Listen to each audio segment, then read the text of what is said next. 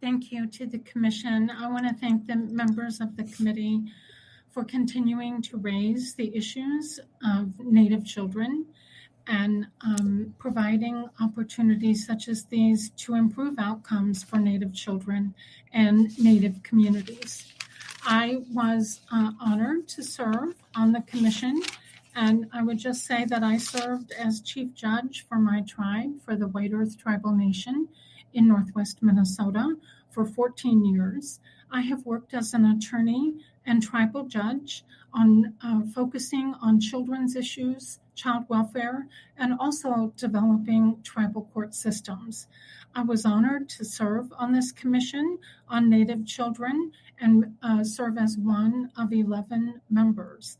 I just want to say a word about our work, and that we gathered baseline data on topics including juvenile justice, socioeconomic issues, mental health, suicide, infant and child mortality, child welfare, substance use, ACEs, or adverse childhood experiences, educational achievement, physical health, and we held hearings both in person and during COVID virtually.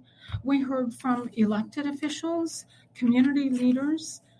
We had 26 site visits and 10 regional hearings, as well as 25 virtual hearings.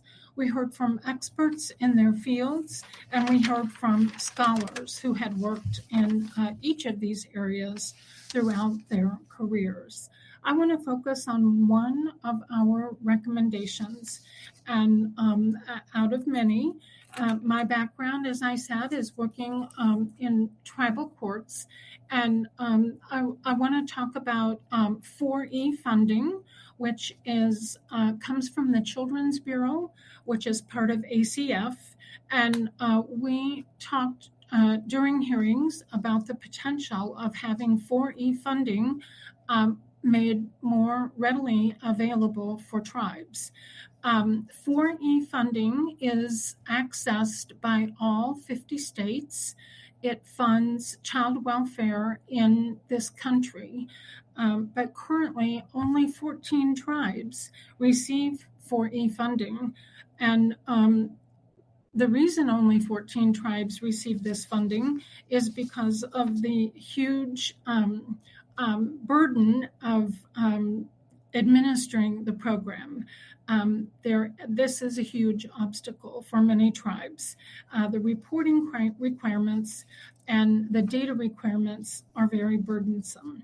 So we proposed that 4E funding, which is an already existing funding source. It is already accessed, as I said, by all 50 states. So it's not new funding.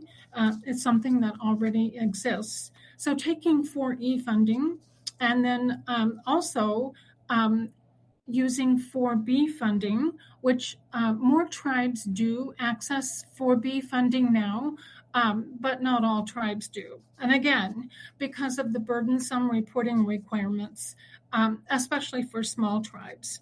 And so the one of the recommendations is to combine 4E and 4B funding with 477 programs. So we've heard 477 programs mentioned a couple of times, and that is a way to make federal funding streams more readily accessible for tribes, to provide flexibility and to allow tribes to come up with one funding agreement that covers all of the different funding streams that are included in that agreement. So we would propose that the committee consider that recommendation as a way to fund child welfare for tribes, also to fund tribal courts through that funding stream, and to allow tribes to access that funding through the 477 programs that already exist. And I will stop there and wait for more questions. Thank you. Thank you so much for that and that very specific suggestion. Appreciate that. Next, we will turn to Lori Jump. Welcome.